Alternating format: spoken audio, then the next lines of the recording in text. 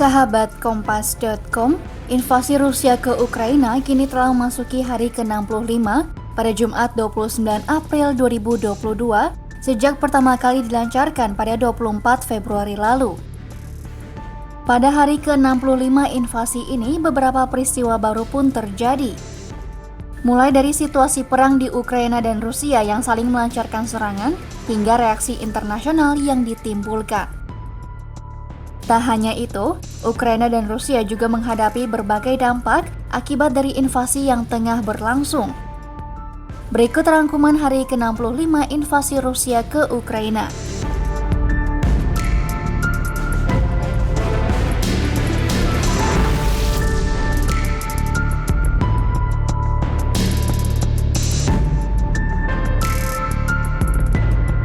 Konflik Rusia dan Ukraina belum menunjukkan tanda-tanda akan segera berakhir. Pasalnya, dua rudal Rusia dilaporkan menghantam Kiev pada kunjungan Sekretaris Jenderal PBB Antonio Guterres. Tak hanya Kiev, 5 kota di Luhansk, Ukraina juga ditembaki oleh pasukan Rusia. Untuk membalas serangan tersebut, pasukan Ukraina menembaki pos pemeriksaan di wilayah Kursk, Rusia yang berbatasan dengan Ukraina. Sementara itu, Barat meyakini bahwa pertempuran di kota pelabuhan Mariupol dan bagian timur serta selatan Ukraina dapat menentukan hasil perang. Rusia pun disebut menganggap bahwa memenangkan pertempuran di Donbas sebagai hal yang penting demi mengambil kendali wilayah Donetsk dan Luhansk di bagian timur Ukraina.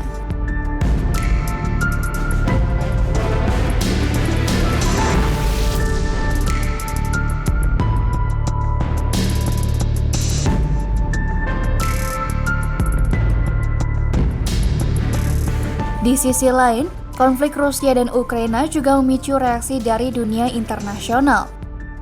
Presiden AS Joe Biden mengecam Rusia atas komentar kosong tentang kemungkinan penggunaan senjata nuklir. Biden menyebut pernyataan itu justru menunjukkan keputusasaan Rusia menghadapi konflik. Sementara itu, Rusia yang menghadapi berbagai sanksi ekonomi mulai memutuskan pasokan gasnya ke negara-negara Eropa seperti di Bulgaria dan Polandia. Hal ini memicu Perdana Menteri Bulgaria Kirill Petkov untuk mendesak anggota Uni Eropa mencari alternatif gas Rusia.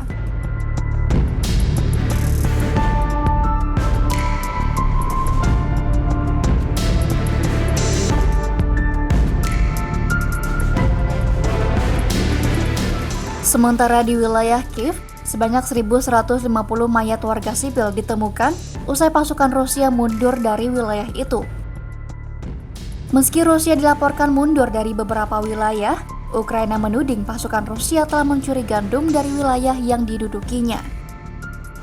Namun demikian, Rusia menyebut pihaknya tak memiliki informasi mengenai tudingan tersebut.